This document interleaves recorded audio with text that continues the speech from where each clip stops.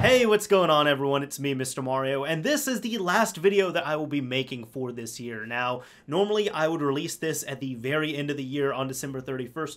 However, you're going to be getting it a little bit early because I'm sticking with my schedule of Wednesday and Saturday uploads. So you're getting it on the last day of the year that conforms with my schedule at least. So yeah, you get it a little bit early. Anyways, we are going to be talking about what my game of the year is for 2017. Now, I have to say 2017 was an awesome year for games. I played, I would say, a good amount of stuff. If you want to actually see what I end up playing or kind of get an insight on it, my last video I did was actually all the games that I finished this year.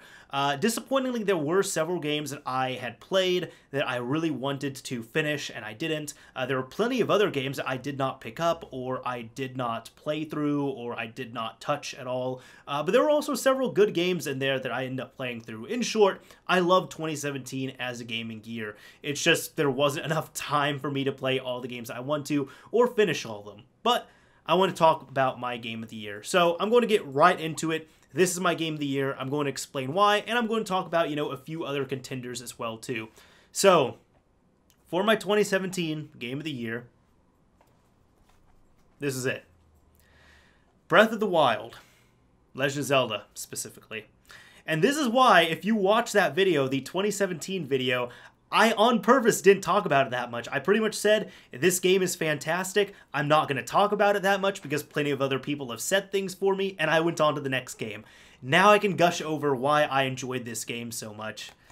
So, first off, of course, I end up getting it on Switch. Now, if I only had the Wii U, would I have played it on there? Admittedly, probably not. Just because I haven't touched the Wii U in a while. But this was perfect to come out on the Switch as a launch title. The Switch has had a very good first year for games. It's not even been a year yet because the Switch came out in March, like in the middle of March. So it still has a few months left to it at the time of this recording here. But this was a great game to play at the beginning. Most people that end up buying a Switch bought this game because this was really the best, in my opinion, but also objectively the best game that was out there on the Switch. And really good way to introduce it. Really good way to introduce it. Just starting off at the beginning, trying to figure out what's going on, going through, and it was just such a peaceful place to be in, just Hyrule there, at the beginning at least. I mean, it gets crazy later on as you're going through, all the divine beasts and everything, but everything was so well done. I loved, the crafting system on there. I loved the puzzles that were there, the shrines, just everything about it I loved. Now, one thing I didn't really understand was a lot of people were complaining about how hard this game was. It wasn't that hard, guys. Like, I'm a person, I'm not good at games, right? I'm not good. And people were trying to compare this to Dark Souls. No, it wasn't that hard. And every time I died in this game, I was able to point out why I died. I was like, no, I died because of this. It wasn't because of some bullshit. But I absolutely loved my experience with this. It was a great way to break in the system. It definitely, I spent a good amount of time on this. I was actually one of the faster people who played through it because I probably spent about 50 hours or so and I was able to finish up the game. Incredible title though, incredible title. Just with the overall atmosphere and the art style of it, I was telling some friends, I said, there's times I'm going through Hyrule and, for example, there was some abandoned villages or abandoned towns that you could see. I like urban exploring, all right?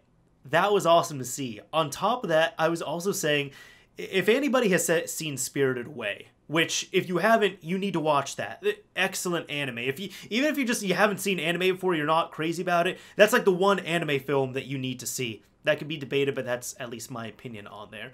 The point is, near the beginning of the film, when Chihiro and her family, they're walking into the relics and, the place where everything was abandoned.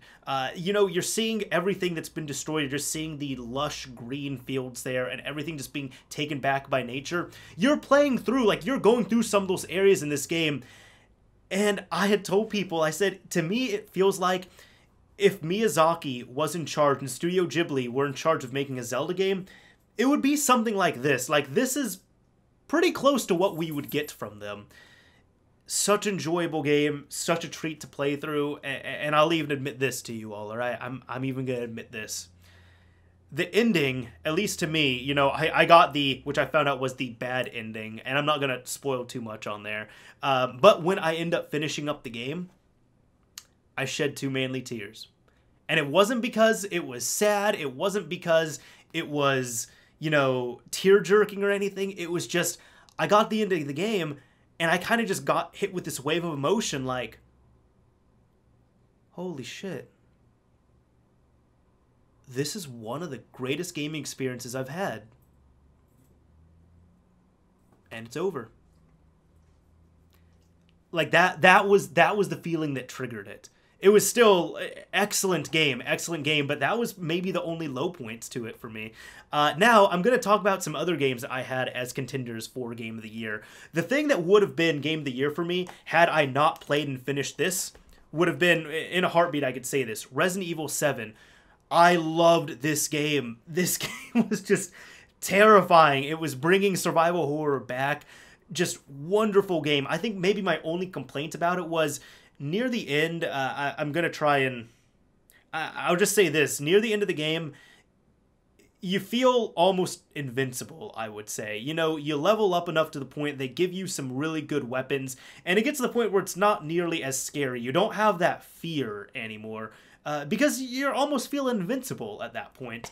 But prior to that, when you're starting off the game, when you're going through, you know, the house and trying to figure out everything, my God, there were so many things that were just disgusting in this game and just amazing and awesome at the same time. And it was spooky. It was creepy, and one of the best feelings I had from this was there are safe houses, or safe rooms, excuse me, that you have to get to. And I remember at one point when I was going through, specifically like the foyer area, and there was, you know, all of the monsters that were there, and there was a staircase and everything. I'm being general just to avoid spoiling it heavily for people that have not played it. But at one point, I end up going to the safe room. And I just remember as soon as you enter the safe room, the tint on the image itself, like it just becomes kind of blue and it becomes lighter. The music ends up changing and it changes to something a lot more peaceful. And I just remember I went to that safe room and in real life, I just exhaled. I was like,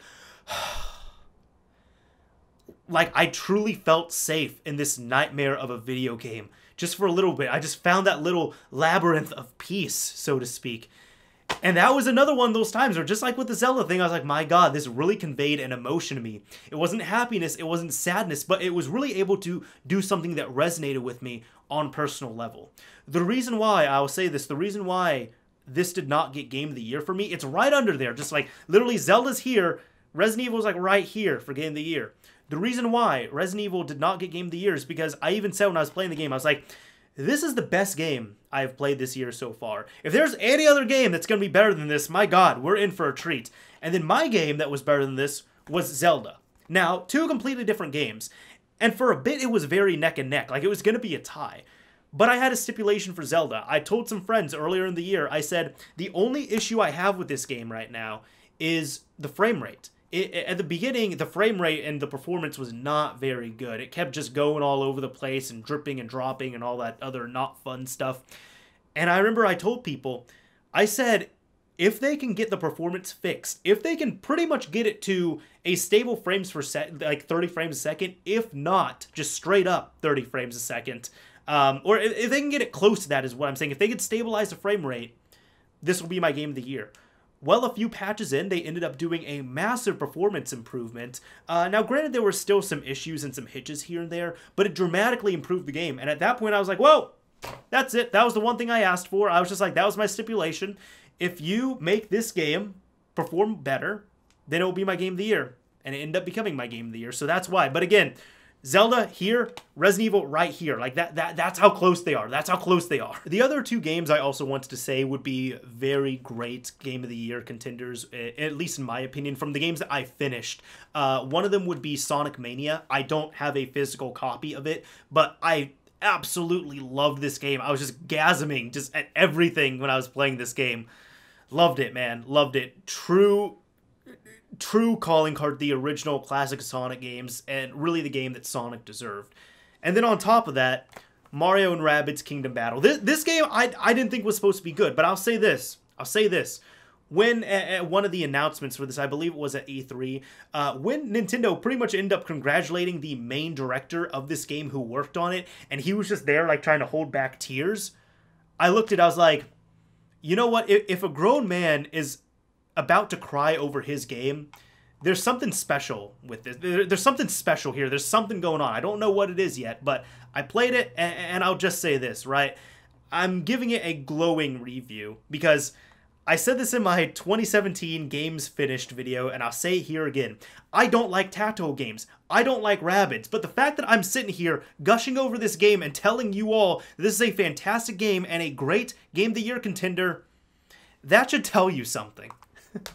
Anyways, this Mr. Mario is signing off. Thank you all for watching, everyone. If you enjoyed this video, a like would very much be appreciated. If you absolutely hated it, a dislike is fine as well, too. And if you have a Game of the Year, let me know what your Game of the Year is down below in the comments section. I'd love to see what your all's opinions are, what you all picked out, all that other fun stuff. Or if you have several Game of the Year picks. One person I was seeing last year, they end up segmenting out, like, per genre, because they didn't just pick one, they were picking per genre what their favorite games were for that genre, and that was really cool to see. Zelda is my overall favorite game of the year, though. I'll just say that. And we're going to do one more thing before we cut off this video and end this final video of 2017. This is the last video of the year on this channel, guys, so we got to do it in style, all right? Lily, come here. Hey, Lily, check this out. You get not only one treat. Look at this, look at this, look at this, look at this. You're going to get 2 treats. Bleh. Bleh. Oh, she's freaking out over that one. Anyways. Anyways, for anybody doing any crazy end of the year shenanigans, stay safe, please. We want to see you here for 2018. Thank you very much for being a part of the channel. It's been absolutely appreciated. This year has been awesome for the channel as well, too. I'm not gonna try and pander too much. We're gonna be doing a 50,000 video here soon. 50,000 subscribers, man. I don't know if I'll hit it at this point or not. I know I'm close, but the video's coming soon. That's what I'll say. The video's coming soon. Anyways, this is Mr. Mario signing off for real this time. Later, everyone, for the last time of 2017.